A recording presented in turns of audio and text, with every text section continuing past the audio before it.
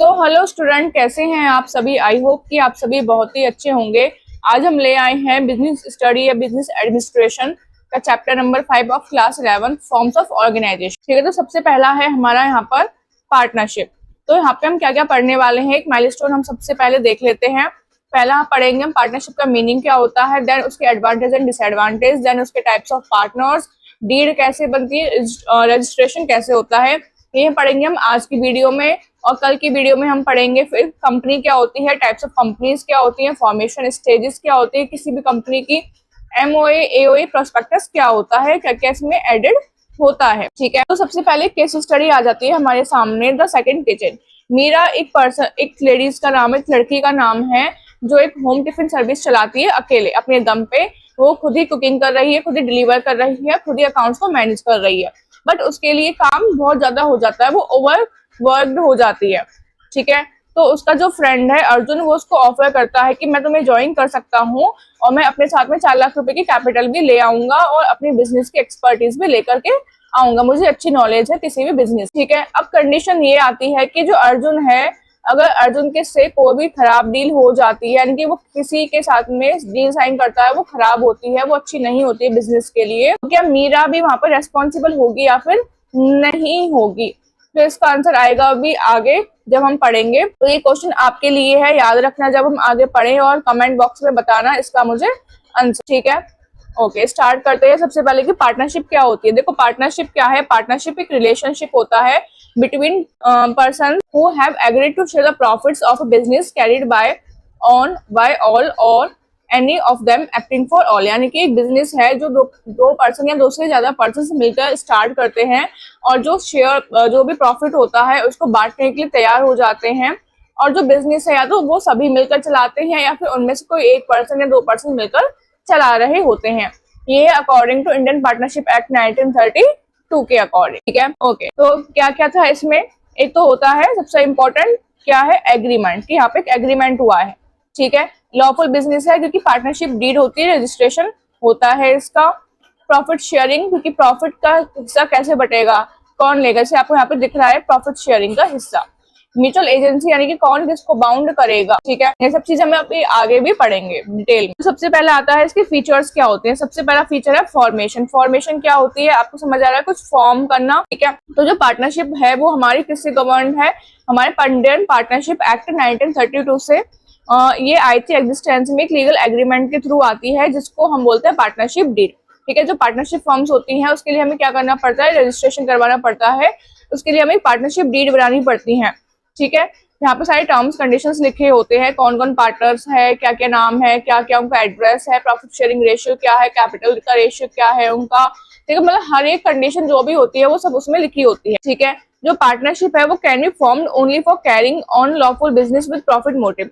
हम partnership deed सिर्फ उसी चीज की बना सकते हैं, पार्टनरशिप उसी चीज के लिए कर सकते हैं जिसका मोटिव प्रॉफिट कमाना है, लॉफुल बिजनेस के लिए। कोई भी अनलॉफुल बिजनेस हम इसमें नहीं कर सकते हैं, किसी भी इनलॉफुल बिजनेस के लिए हम पार्टनरशिप नहीं कर सकते हैं। नेक्स्ट आता है लायबिलिटी। जो पार्टनर्स की लायबिलिटी होती है वो अनलिमिटेड भी हो सकती है, दे आर इंडिविजुअली और कलेक्टिवली लायबल हो सकते हैं किसी भी डेब्टर को पे करने के लिए। यानी कि यहाँ पे जो लायबिलिटी है वो क्या है, अनलिमिटेड है। ठीक है, वो इंडिविजुअल भी हो सकती है या फिर कलेक्टिव भी हो सकती है, कि अगर फर्म पे कोई भी डेप्ट होता है, याद रखना इस चीज को।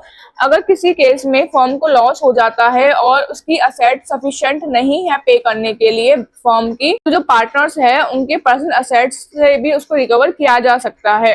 ठीक है, नेक्स्ट आता है म्यूचुअल एजेंसी, की हम यहाँ पे जो पार्टनर्स हैं वो एजेंट भी है और प्रिंसिपल भी है। ठीक है, अब देखते हैं कि वो एजेंट कैसी है और प्रिंसिपल कैसे है। ठीक है, अब वो एजेंट ऐसे है क्योंकि वो रिप्रेजेंट करता है अदर पार्टनर्स को और अपने एक्ट से उनको बाइंड अप भी कर रहा होता है। जैसे अभी हमने इसमें पढ़ा था, केस स्टडी में पढ़ा था कि क्या अर्जुन मीरा को भी बाइंड करेगा, तो उसका आंसर है यस, अर्जुन मीरा को भी बाइंड करेगा अपने एक्ट से। ठीक है, वो कहता है कि अगर कोई भी कॉन्ट्रैक्ट साइन किया जाता है किसी भी पार्टनर के द्वारा, तो वो सभी पार्टनर्स को बाइंड कर रहा होता है कि सभी पार्टनर्स इक्वली लायबल होते हैं, और एज अ प्रिंसिपल वो he is bound by the act of other partners. ठीक है, अगर मीरा कल को कुछ करती है तो अर्जुन भी लायबल होगा उस चीज के लिए।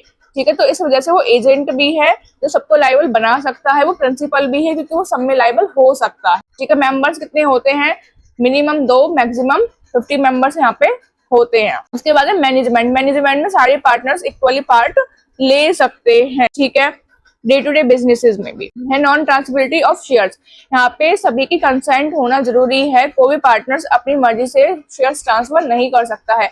कॉन्टिन्यूटी नहीं होती है, परपेचुअल सक्सेशन नहीं है। यहाँ पे अगर कोई किसी पार्टनर की डेथ हो जाती है या न्यू पार्टनर आता है या फिर किसी पार्टनर की रिटायरमेंट होती है तो पार्टनरशिप डीड हमारी वहाँ पे खत्म हो जाती है, हमारी पार्टनरशिप वहाँ पे खत्म हो जाती है।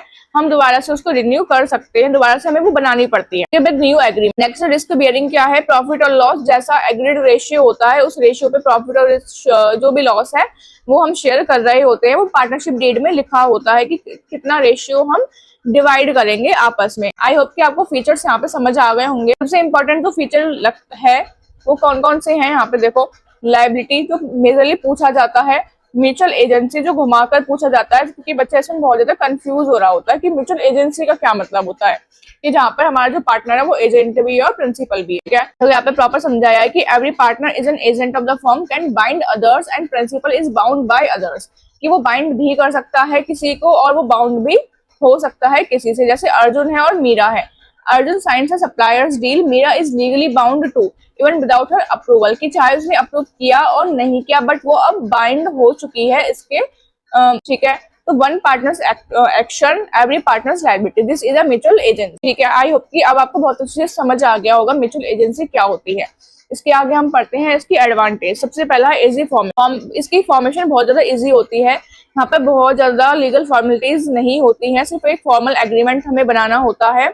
और इवन पार्टनरशिप की जो रजिस्ट्रेशन है वो भी कंपलसरी नहीं होती है कि आपको रजिस्ट्रेशन करवाना ही करवाना है। दूसरा वो कहता है कि मोर कैपिटल एंड रिसोर्सेज, जब हम पार्टनरशिप करते हैं तो हमारे सोल प्रोप्राइटरशिप से ज्यादा हमारे पास में कैपिटल और रिसोर्सेज एड ऑन हो जाते हैं। यहाँ पे स्कोप बढ़ जाता है हमारा एक्सपेंशन का भी और ग्रोथ का भी, ठीक है। नेक्स्ट है बैलेंस डिसीजन मेकिंग। अब बैलेंस डिसीजन मेकिंग क्या है कि यहाँ पे अब पुलिंग ऑफ एबिलिटीज आ जाती है, क्योंकि एक पर्सन नहीं है, एक से ज्यादा पर्सन है, तो उन सभी की स्किल्स हमारे साथ में आ जाती है, उन सबकी एबिलिटीज हमारे साथ में आ जाती हैं जो हमें एक बैलेंस डिसीजन लेने में हेल्प करती हैं। हम इससे हेल्प करती हैं ये एक एफिशिएंट मैनेजमेंट में किसी भी बिजनेस के, ठीक है। नेक्स्ट है आपका सीक्रेसी मेंटेन। देखो हमारे जो अकाउंट्स होते हैं जरूरी नहीं होते हैं पब्लिश करना, कि हमें मार्केट में वो पब्लिश करने हैं फाइल जो भी अकाउंट्स वगैरह है, जिसकी वजह से हमारे जो बिजनेस है उसके सीक्रेट्स हमारे तक ही सीमित रहते हैं। नेक्स्ट है रिस्क शेयर। जो रिस्क है वो सभी पार्टनर्स के द्वारा बियर किया जाता है।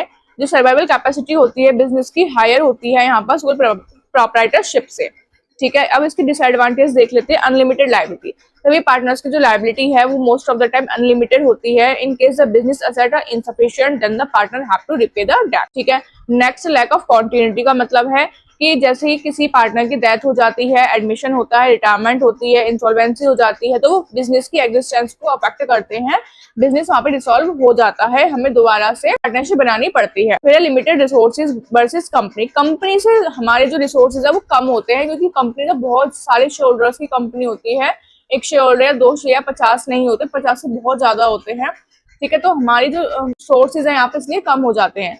पॉसिबिलिटी ऑफ कॉन्फ्लिक्ट, ठीक है, डिस्प्यूट्स या ओपिनियन डिफरेंसेस नॉर्मल चीजें होती हैं बिजनेस में, नॉर्मल लाइफ में भी, तो वो चीज यहाँ पे भी होती है। तो कॉन्फ्लिक्ट्स बहुत ज्यादा होने के चांसेस यहाँ पे होते हैं। लैक ऑफ पब्लिक या फिर लिमिटेड पब्लिक कॉन्फिडेंस क्या है, क्योंकि बिजनेस की जो भी एनुअल रिपोर्ट्स है वो पब्लिश नहीं होती है, फाइनेंशियल पोजीशन पता नहीं चल पाती है बिजनेस की जनरल पब्लिक को, तो पब्लिक का जो ट्रस्ट है इनके ऊपर थोड़ा कम होता है, तो जो फेद है वो कम हो जाता है, ठीक है।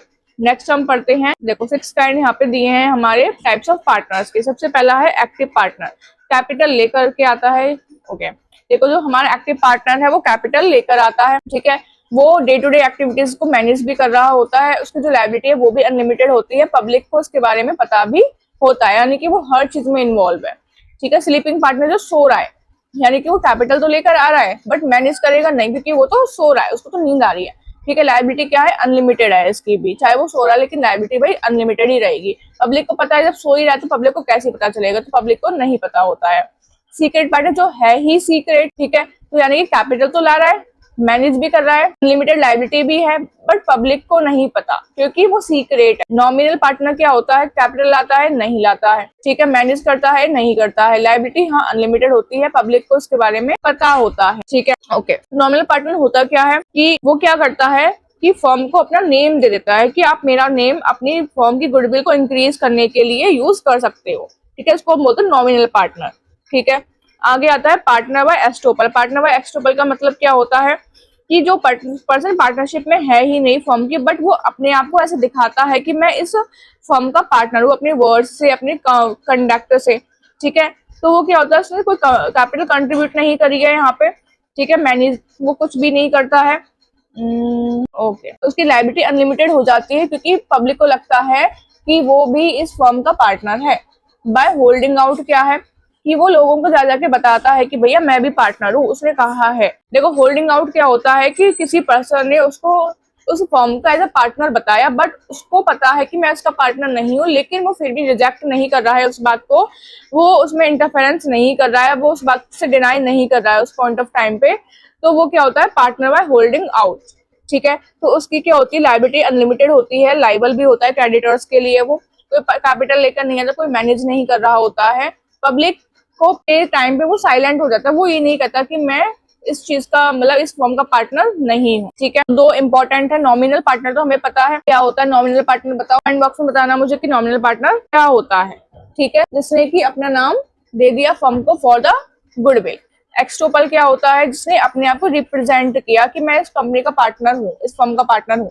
होल्डिंग आउट, किसी और ने रिप्रेजेंट किया लेकिन वो चुप रहा, उसने डिनाई नहीं किया। ठीक है, आगे बढ़ते हैं। Types of partnership form. Partnership form कौन कौन सी होती है, बाय ड्यूरेशन होती है और बाय लायबिलिटी होती है। बाय ड्यूरेशन कौन सी है, पार्टनरशिप एट विल, कि वो पार्टनरशिप अपनी स्वेच्छा से बनाई गई है, जब तक उनका मन कर रहा है, जब तक पार्टनरशिप चलती है, जिस दिन उनको लगेगा कि नहीं अब नहीं करना है तो उसको क्लोज कर सकते हैं। पर्टिकुलर पार्टनरशिप क्या होती है, किसी स्पेसिफिक प्रोजेक्ट के लिए बनाई जाती है, जैसे वो प्रोजेक्ट कंप्लीट हो जाता है वो पार्टनरशिप ऑटोमेटिकली हो जाती है। फिर जनरल पार्टनरशिप, जहाँ पे लायबिलिटी के अकॉर्डिंग, जहाँ पे हमारे जो पार्टनर्स होते हैं उन सभी की लायबिलिटी अनलिमिटेड होती है। लिमिटेड पार्टनर, कम से कम एक ऐसा पार्टनर होता है जिसकी लायबिलिटी लिमिटेड यहाँ पे होती है। ठीक है, ओके। अब होता है कि पार्टनरशिप डीड एंड रजिस्ट्रेशन। देखो, पार्टनरशिप डीड में क्या क्या होता है, नेम एंड एड्रेस होता है फर्म का। ठीक है, नेचर होता है बिजनेस का कि काम क्या है बिजनेस का, कैपिटल किस किस ने कितनी लगाई है, अगर 3 पार्टनर हैं ए, बी और सी, तो तीनों पार्टनर्स ने कितनी कितनी कैपिटल लगाई है। प्रॉफिट शेयरिंग रेशियो कितना है इन तीनों। ठीक है,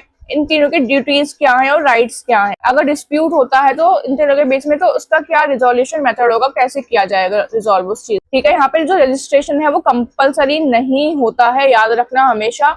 सोल प्रोप्राइटरशिप में कोई रिक्वायरमेंट नहीं होती है, पार्टनरशिप में कोई रिक्वायरमेंट नहीं होती है, बट एडवाइजेबल होता है क्योंकि बेनिफिट्स बहुत होते हैं उसके। कॉन्सिक्वेंसेस क्या होते हैं अगर हम रजिस्ट्रेशन नहीं करवाते हैं, हम किसी भी पार्टी को स्यू नहीं कर सकती है, वो ये नहीं कर सकती तुमने मेरे साथ गलत किया। पार्टनर्स एक दूसरे को स्यू नहीं कर सकते हैं या फिर फर्म को भी स्यू नहीं कर सकते हैं। अगर किसी पार्टनर ने धोखा दिया है किसी पार्टनर को, तो वो उसके ऊपर लीगल केस नहीं कर सकता है, वो फर्म के ऊपर लीगल केस नहीं कर सकता है। फर्म अपने जो भी क्लेम नहीं कर सकती है सेट ऑफ करने के लिए किसी भी लीगल डिस्प्यूट को, वो कोर्ट में नहीं जा सकती है फर्म। ठीक है, रजिस्ट्रेशन कंपलसरी नहीं है, बट एक जो रजिस्टर्ड फर्म होती है, अनरजिस्टर्ड फर्म होती है, वो अपने बहुत सारी राइट से वंचित रह जाती है, छोड़ना पड़ता है। ठीक है, ओके। तो आई होप कि आपको पार्टनरशिप समझ आ गई होगी इन डिटेल। तो कल हम पढ़ेंगे कंपनी क्या होती है, उसकी सारी चीजें हम पढ़ेंगे। ठीक है, तो अगर वीडियो अच्छी लगी हो तो प्लीज कमेंट कर देना, subscribe the channel. Thank you.